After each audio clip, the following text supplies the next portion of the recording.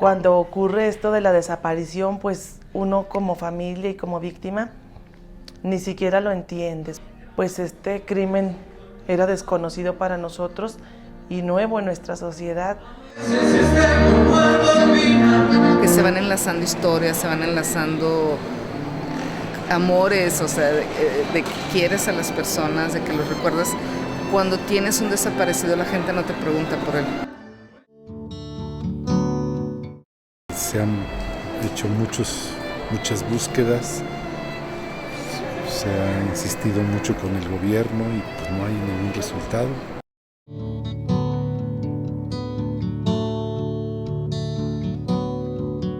El gobierno no es padre, no es madre, no es hermano, hermana, no es familiar de ningún desaparecido, les falta corazón.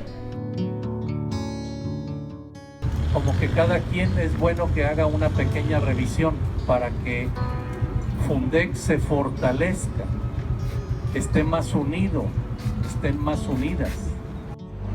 ¿Qué harías y qué sintieras si falta tu padre, tu esposo, tu hermano, tu hijo? ¿Qué harías?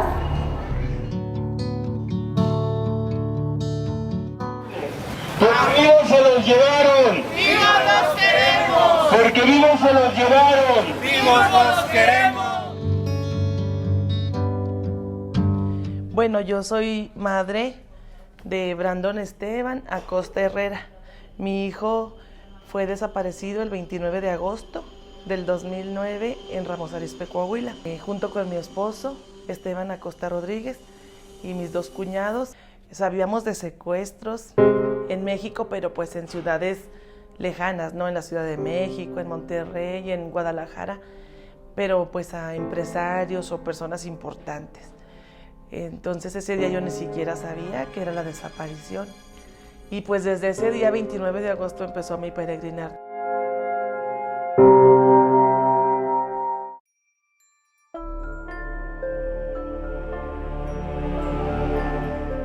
Aproximadamente a finales de septiembre del 2009 llego aquí al Centro de Derechos Humanos Fray Juan de Larios para incorporarme y conocer a otras familias.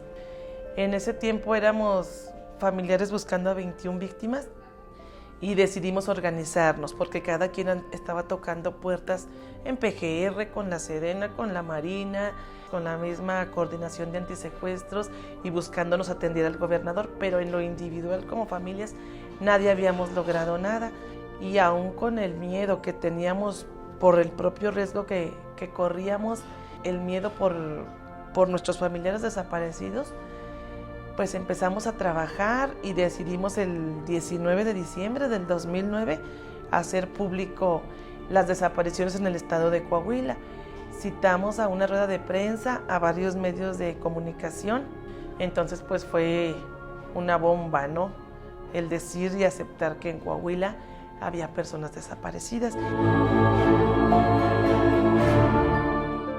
Fue desde ahí que empezamos a organizarnos para buscar estrategias y una de esas primeras demandas fue entablar el diálogo directamente con el gobernador del estado, en aquel entonces era el profesor Humberto Moreira Valdés. Para el 21 de diciembre, 2 días después de hacerlo público, nos recibió el secretario de gobierno. Nosotros queríamos directamente con el gobernador del estado. A partir de ese diciembre, del 21 de diciembre, se estableció con ellos el compromiso de tener mesas de trabajo periódicas. En marzo del 2010 decidimos buscar el diálogo con funcionarios federales, con PGR principalmente. Esto ayudaba mucho el que familias que viven en la Ciudad de México tenían su movilidad allá con el Senado, Cámara de Diputados, con PGR, y era quien, con Secretaría de Gobernación también, ellos facilitaron este encuentro.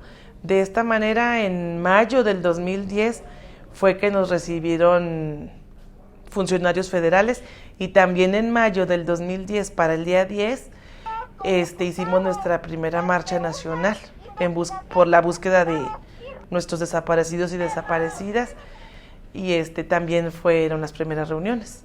con el Estado mexicano. Bueno, el 19 de diciembre del 2009, que nace Fundec, no éramos propiamente Fundec, solamente éramos las familias organizadas. Ya en mayo del 2010, que hacemos nuestra primera marcha y nuestro primer acercamiento con el gobierno federal, ahí nace la necesidad de que pues no teníamos un nombre, ¿verdad? Solamente éramos familias recién organizadas. Por consenso y por mayoría aceptamos que llamarnos Fuerzas Unidas por nuestros desaparecidos en Coahuila.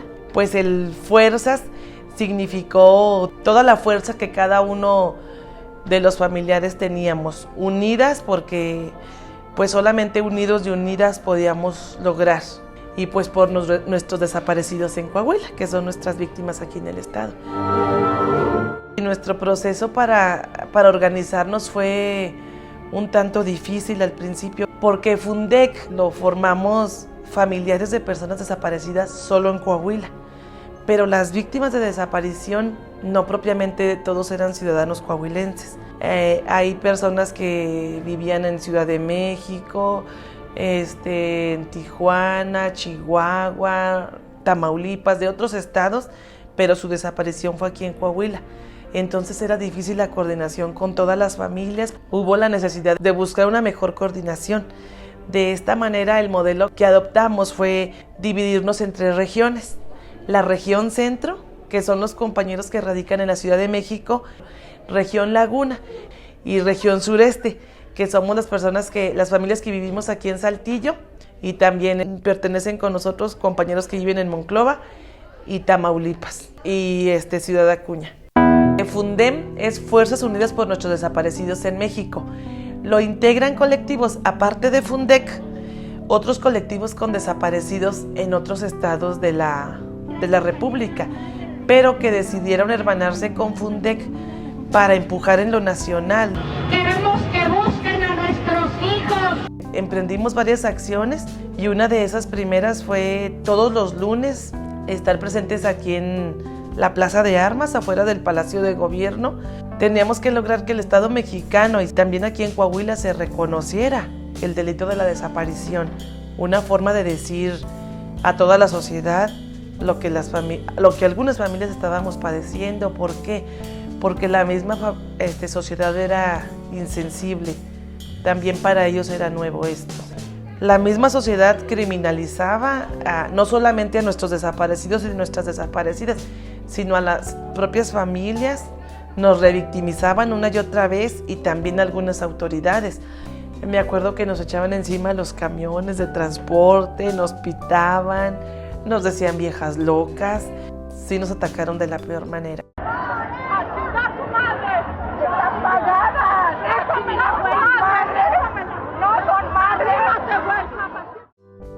Y nuestro primer encuentro con el gobernador del estado se dio hasta septiembre del 2010. No sabía lo que ocurría en Coahuila, para él era algo nuevo también.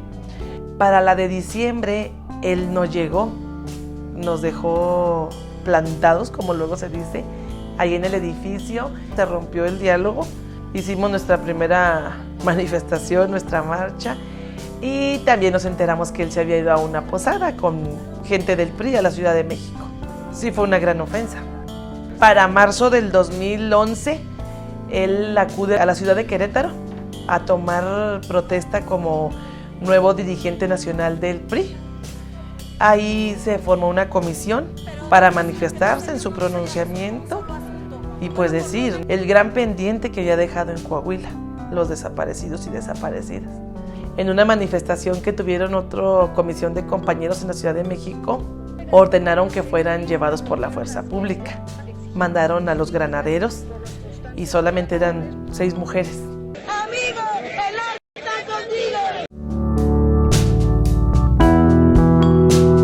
En febrero del 2011 se reactiva el diálogo con el gobierno del estado de Coahuila. En ese tiempo era el licenciado Jorge Torres López, que entró como gobernador interino. Él acepta que se creara la Fiscalía de Personas No Localizadas, Ausentes y varios conceptos, ¿verdad? Pero no propiamente desaparecidos, que era lo que buscábamos nosotros.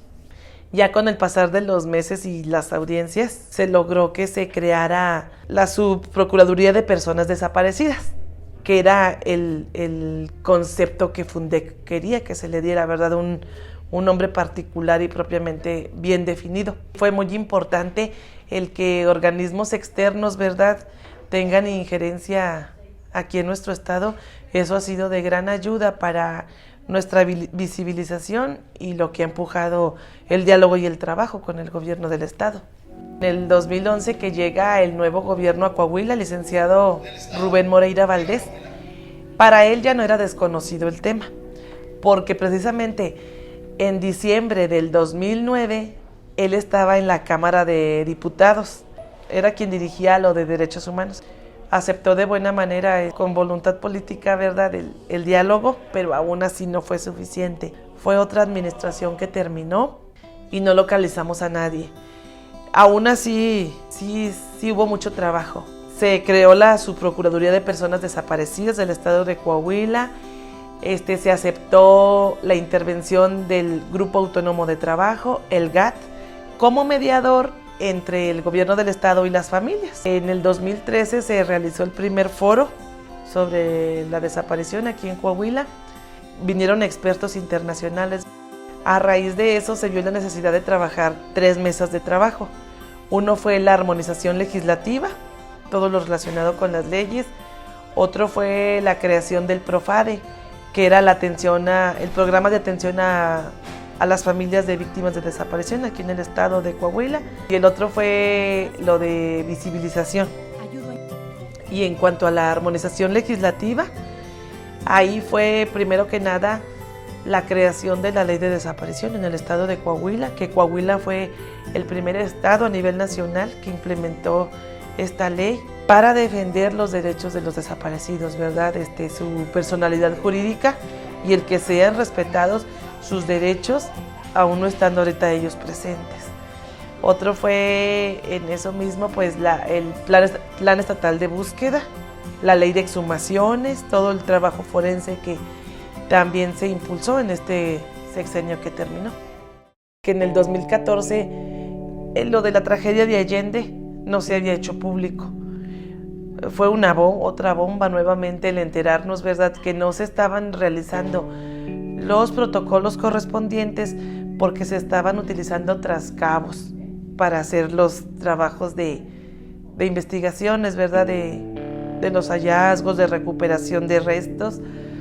Entonces fue una de las exigencias, ¿verdad?, que hizo Fundec, que se respetaran los protocolos, que se siguieran los protocolos, pero era esa misma falta de preparación de quienes llevaban a cabo el trabajo.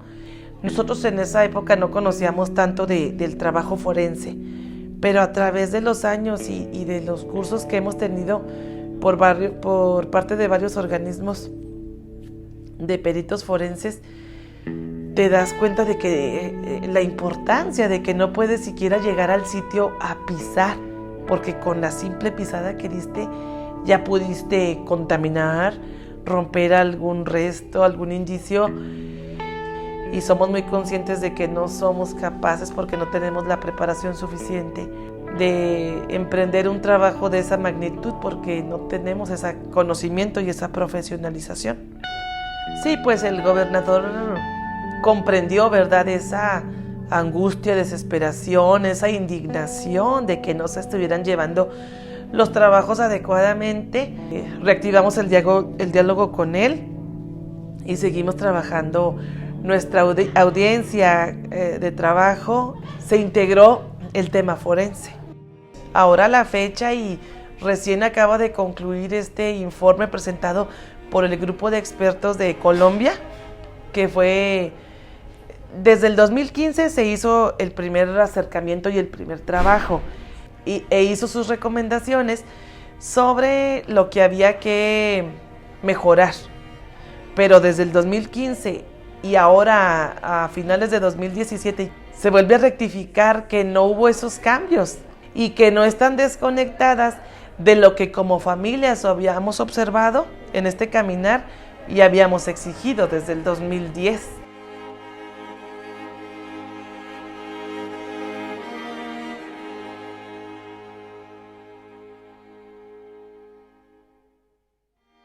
Este informe fue en relación al caso ocurrido en Allende, ¿verdad? Del exterminio de personas y también lo ocurrido en el Cerezo de Piedras Negras. Fue llevar esos dos casos a la Corte Penal Internacional, apoyada por todas las ONGs y los colectivos.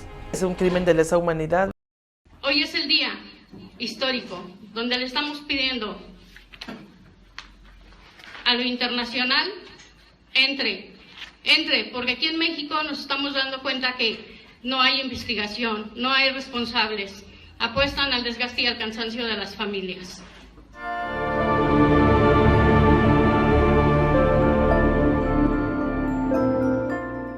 Porque al gobierno no le interesa, ¿verdad? El gobierno no está llevando este dolor.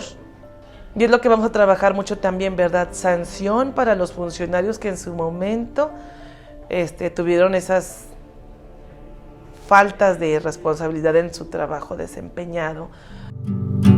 Nunca es suficiente el trabajo. El estar aquí y pertenecer a Fundec implica tener la camiseta muy puesta, implica mucha responsabilidad, mucha dedicación. Cuando te llaman defensora de derechos humanos dices, ¿en qué momento? ¿En qué momento me convertí en eso, verdad? Pues desde ese momento, ¿no? Desde el momento que empiezas tu búsqueda y que te cambia tu vida, ¿verdad? A esta vida que no pediste.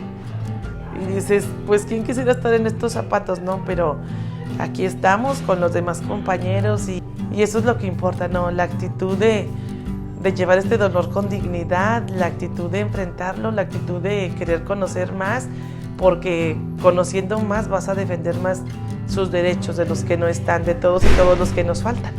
Mi esperanza por Brandon Esteban me mantiene aquí. Tengo mi esperanza de encontrarlo y decir, no te fallé, hijito, con todo y mis carencias, siempre hice lo mejor para buscarte. Cada vez que lo trae el pensamiento, como se le hablan desaparecido, con la ilusión apretando por dentro.